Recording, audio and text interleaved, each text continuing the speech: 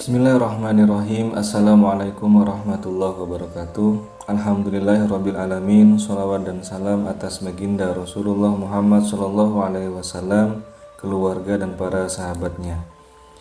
Baik saudaraku sekalian, kembali lagi kita dalam pembahasan Fima Fihi bagian 14 halaman 102 dan halaman 105.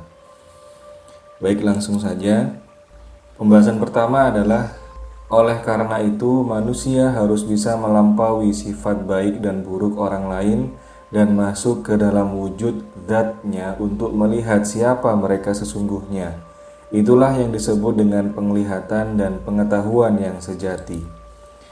Pandangan manusia tentang baik buruk, benar salah itulah yang membutakan matanya dari melihat jiwa manusia yang sebenarnya suci dan membawa cahaya ilahi. Ini adalah ilustrasi dari penjelasan atau pembahasan di awal ini, yakni baik buruk benar salah itulah yang membutakan matanya dari melihat jiwa manusia yang sebenarnya suci dan membawa cahaya ilahi. Nah, ini adalah gambar seorang manusia yang tertutup matanya dan lingkungannya, manusia di sekitarnya pun juga tertutup matanya. Tidak bisa melihat wujud dirinya yang sejati yang dia membawa cahaya ilahi. Maka ini adalah sebuah ilustrasi yang sangat tepat menggambarkan bahwa manusia saat ini itu tidak bisa melihat manusia yang sejati. Caranya jika ingin bisa melihat manusia atau orang di hadapan kita sebenarnya siapa, itu adalah kita harus bisa mengesampingkan atau melepas pandangan baik buruk dan benar salah yang ada dalam dirinya. Misalkan di hadapan kita ada seseorang, kemudian kita kesampingkan dulu sifat baiknya, kita kesampingkan dulu sifat buruknya, kita kesampingkan dulu. Apa yang benar dari dia kita kesampingkan dulu, dan apa yang salah dari dia kita juga kesampingkan dulu. Dan proses bisa memahami seperti itu sangat sulit sekali. Karena apa? Karena jika kita misalkan mendengar hal tidak baik dari dirinya, kemudian kita berpapasan dengan dia, maka yang pertama kali kita ingat adalah keburukan yang pernah kita dengar itu. Nah, itulah yang membuat kemudian kita tertutup mata kita untuk melihat siapa dia yang sebenarnya. Maka saat kita mendengar hal yang buruk tentang seseorang, kita terima saja, cuman hanya kita sampaikan atau kita batasi, kita letakkan di otak saja. Tidak usah kita letakkan di hati. Di hati biarkan bersih. Biarkan kacamata hati yang melihat orang lain itu menjadi murni. Sehingga kita bisa melihat orang lain dengan mata hati kita, dengan mata batin kita. Nah, ketika sudah bisa mengesampingkan keburukan dan kesalahan orang lain, maka akan muncul bahwa sejatinya orang ini seperti ini. Maka tidak ada jiwa yang buruk, tidak ada jiwa yang kotor. Semua jiwa itu membawa cahaya ilahi karena asalnya berasal dari sana. Penjahat sekalipun tidak ada yang murni dia melakukan kejahatan. Kejahatan yang dia lakukan karena bisikan-bisikan dari hewan-hewan yang ada dalam dirinya. Hikmah dari penjelasan ini adalah saat kita mampu melihat manusia yang sejati, jiwa yang suci yang ada dalam dirinya, maka yang muncul dalam diri kita adalah kasih sayang. Mau seburuk apapun manusia, mau sejahat apapun manusia, ketika sudah sampai pada pandangan kita yang sejati, maka kita akan kasihan melihatnya, bukan lagi benci apalagi marah. Nah, kasihan itulah ciri khasnya umat Islam, karena dasar prinsip agama Islam adalah rahmatan lil alamin, kasih sayang kepada seluruh alam ini, bukan kebencian, bukan kemarahan. Jadi bagaimana seorang muslim itu mempunyai prinsip semua yang sampai pada pandangannya akan menghasilkan sebuah kasih sayang, tidak peduli sejahat dan seburuk apa orang itu, karena umat Islam harusnya sudah bisa melihat manusia yang sejati dengan mengesampingkan baik buruknya dan benar salahnya. Yang kedua, ketika Nabi bersabda, Allah berfirman, maka dilihat dari bentuknya yang berbicara adalah bibir beliau, tetapi bukan itulah yang terjadi. Sebenarnya yang berbicara adalah Allah Subhanahu wa taala.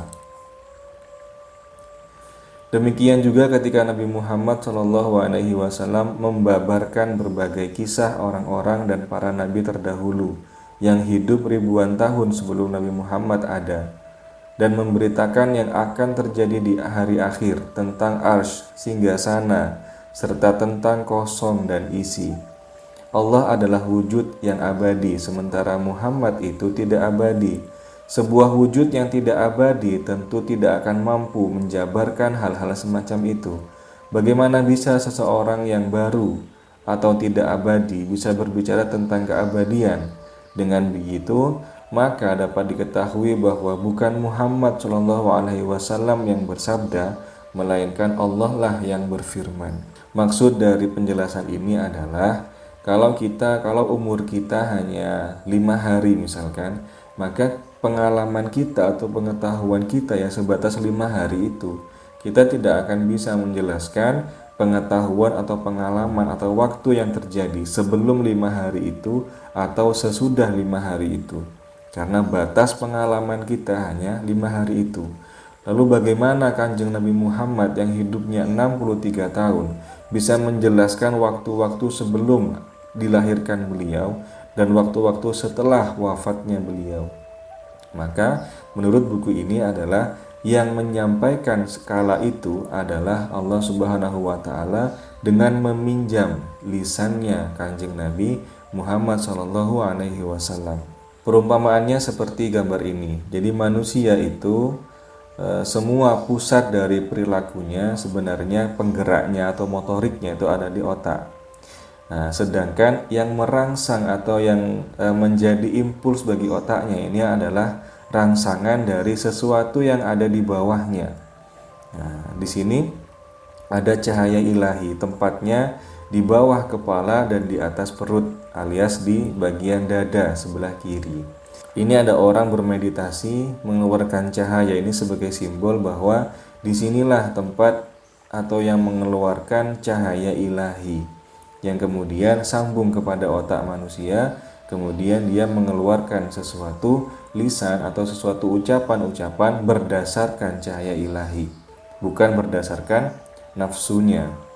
Nah, inilah yang terjadi ketika manusia itu memasrahkan dirinya kepada Allah Subhanahu wa taala. Maka yang berbicara bukan dirinya, bukan lisannya, tapi Dia Sang Maha Pencipta.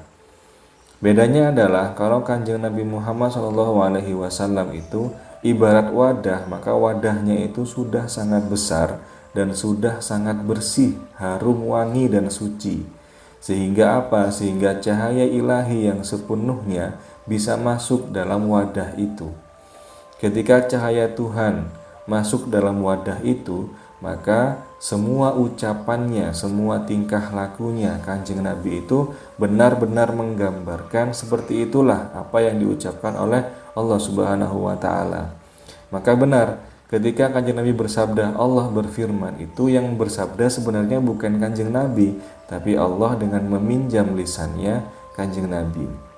Maka ini bisa kita contoh, artinya ini tips bagi para pengajar, bagi guru-guru, atau bagi siapapun yang kerjanya dengan vokal atau dengan verbal.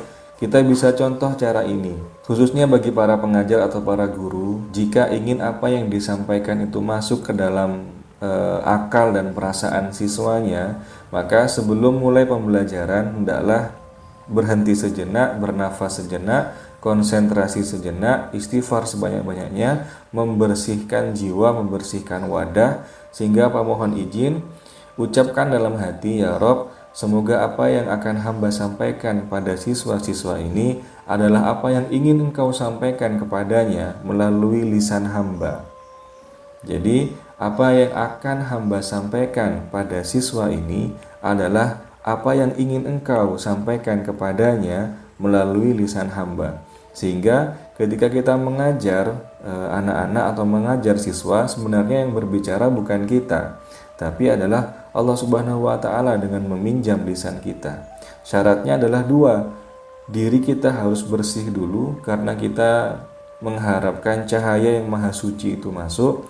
Yang kedua, kita mohon izin atau kita pasrahkan padanya. Dengan demikian, kita menyadari bahwa diri ini sebenarnya tidak bisa apa-apa. Maka benar salah dalam diri kita itu tidak ada. Jika yang keluar dalam lisan kita adalah sebuah kebenaran, maka kebenaran itu berasal darinya karena sejatinya dia yang berbicara. Tapi jika yang keluar dari lisan kita itu adalah sebuah kesalahan, maka kesalahan itu adalah berasal dari kita karena itu nafsu kita. Kita tidak memohon dia untuk masuk dalam diri kita, sehingga yang berbicara adalah nafsu kita. Maka jangan heran jika banyak ulama soleh atau ulama sufi yang ketika mengucapkan atau berdakwah dengan tenang, dengan nikmat itu, para pendengarnya menjadi enak mendengarkan, masuk ke dalam akalnya, masuk ke dalam hatinya. Karena apa? Karena dirinya sudah bersih, sehingga yang berbicara itu sebenarnya bukan dirinya, tapi Allah Subhanahu wa taala meminjam lisan orang itu. Maka demikianlah penjelasan kali ini, semoga ada manfaatnya, semoga bisa menambah kemesraan kita pada Sang Pencipta dan Kekasihnya. Kurang lebihnya mohon maaf. Assalamualaikum warahmatullahi wabarakatuh.